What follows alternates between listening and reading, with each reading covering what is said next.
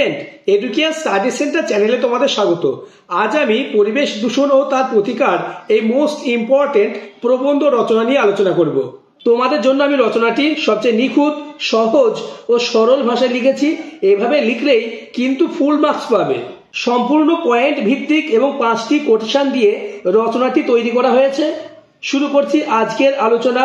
প্রবন্ধ রচনা পরিবেশ দূষণ ও তার প্রতিকার। রচনাটি অন্যান্য নামও আসতে পারে, যেমন পরিবেশ সুরক্ষায় ছাত্র সমাজের ভূমিকা, পরিবেশ দূষণ ও ছাত্র সমাজের ভূমিকা, দূষণমুক্ত পরিবেশ একান্তই কাম্য।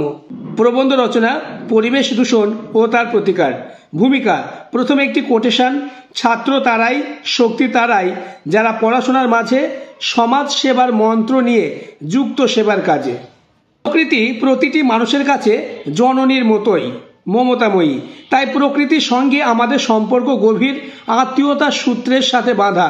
প্রকৃতি থেকে বিচ্ছিন্ন হয়ে মানুষ যতই নগরায়নের স্বপ্নে বিভোর, ততই মানুষ বিচ্ছিন্নতা, নৈরাশ্য, একাকিত্ব প্রভৃতি মানসিক রোগে আক্রান্ত হয়ে মৃত্যুর মধ্যে পতিত হচ্ছে। সুতরাং পরিবেশ দূষণ রোধ এবং পরিবেশের ভারসাম্য রক্ষায় ছাত্রদের এগিয়ে আসতে হবে, কারণ তারাই হলো মানব সভ্যতার জাগ্রত বিবেক। পরের পয়েন্টস, বর্তমান পরিবেশ সংকট।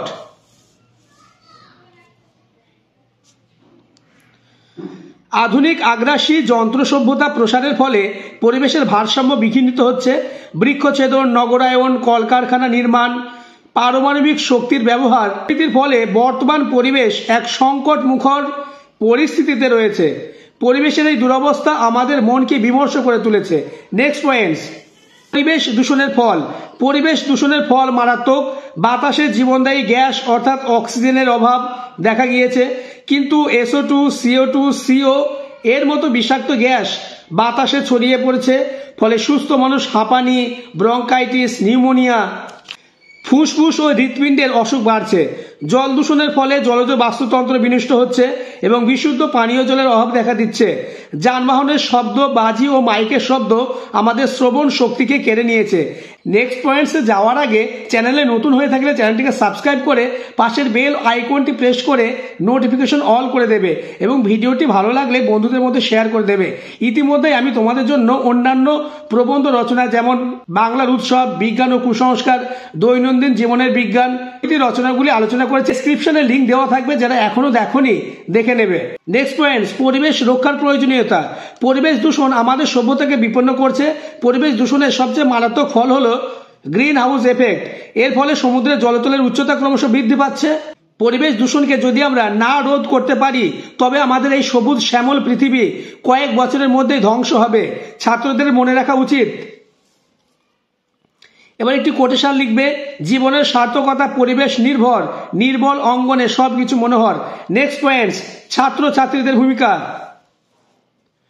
পরিবেশের ভারসাম্য রক্ষার জন্য ছাত্রছাত্রীদের অপরিসীম ভূমিকা রয়েছে, যথা 1 নম্বর, নিজের এলাকার আবর্জনা যাতে জমতে না পারে সেই দিকে খেয়াল রাখা। যদি বা আবর্জনা জমা হয়, তবে তা নির্দিষ্ট সময়ের মধ্যে ফাঁকা স্থানে পুড়িয়ে ফেলা। 2 নম্বর, জল দূষণ রোধ করতে নিজের এলাকায় ব্যবহৃত জলাশয়ে গবাদি পশুর স্নান ও পুকুর পাড়ে প্রাতকৃত বন্ধ করা। 3 নম্বর, রাস্তার ধারে, বিদ্যালয় কিংবা পড়ে থাকা জমিতে বৃক্ষরোপণ কর্মসূচি নেওয়া ও বন সংরক্ষণ করা। নেক্সট, বেআইনিভাবে গাছ কাটা বন্ধ করা প্রভৃতি। প্যারা চেঞ্জ করে লিখবে, ছাত্র সমাজ সমাজ সেবাকে জীবনের একমাত্র অঙ্গীকার করে ধ্রুব নক্ষত্রের মতো শাশ্বত আলো জেলে দিতে পারে, কারণ। এবার একটি কোটেশন লিখবে, আমরা শক্তি, আমরা বল, আমরা ছাত্র দল, মোদের পায়ের তলায় মূর্ছে তুফান, ঊর্ধ্বে বিমান ঝড় বাদল। নেক্সট পয়েন্টস, পরিবেশ রক্ষার আইনগত দিক।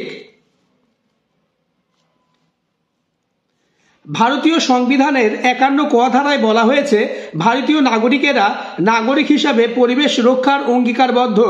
কিন্তু ক্রমবর্ধমান জনসংখ্যা চাপে পরিবেশ সংক্রান্ত নাগরিক চেতনা অবহেলিত। সেক্ষেত্রে সচেতন নাগরিক হিসাবে পরিবেশ রক্ষার ও উন্নয়নে ছাত্রদের ভূমিকা অনস্বীকার্য, কারণ ছাত্র সমাজ হলো মানব সভ্যতার জাগ্রত বিবেক। তাই কবিগুরু রবীন্দ্রনাথ ঠাকুর বলেছেন। আবার একটি কোটেশন লিখবে, ছাত্র সমাজ হলো মানব সমাজের সজীবতম অংশ, শাশ্বত ও নীলকণ্ঠ। লাস্ট পয়েন্টস, উপসংহার আলোচনা করার আগে আবার বলবো, চ্যানেলে নতুন হয়ে থাকলে চ্যানেলটিকে সাবস্ক্রাইব করে পাশের বেল আইকনটি প্রেস করে নোটিফিকেশন অল করে দেবে এবং ভিডিওটি ভালো লাগলে বন্ধুদের মধ্যে শেয়ার করে দেবে। লাস্ট পয়েন্টস, উপসংহার। পৃথিবীর সব দেশেই ছাত্রছাত্রীর সমাজ পরিবর্তনে গুরুত্বপূর্ণ ভূমিকা থাকে। পরিবেশ উন্নয়নের এই সংগ্রাম একটি নীরব বিপ্লব। এই বিপ্লব সভ্যতার সংকট দূর করবে এবং পৃথিবীর বাসযোগ্য হবে। তরুণ আর অফুরন্ত প্রাণশক্তি নিয়ে ছাত্রছাত্রীরা পরিবেশ উন্নয়নে ব্রতী হলে এক নিঃশব্দ বিপ্লব গড়ে উঠবে, যার ফলে পৃথিবীতে মানুষ এবং জীবকুলের অস্তিত্ব বিপন্ন হবে না। ছাত্রছাত্রীদের মন্ত্র একটাই হওয়া উচিত, লাস্ট কোটেশন। এভাবে লিখলেই কিন্তু ফুল মার্কস পাওয়া যাবে। রচনাটি সামনের মাধ্যমিক 2025 সালের জন্য মোস্ট ইম্পর্টেন্স। উপসংহারে এই কোটেশনটি লিখবে, চলে যাব তবু আজই যতক্ষণ দেহে আছে প্রাণ, প্রাণপণে পৃথিবীর সরাবো জঞ্জাল। এ বিশ্ব এ শিশুর বাসযোগ্য করে যাব আমি, নবজাতকের কাছে এ আমার দৃঢ় অঙ্গীকার।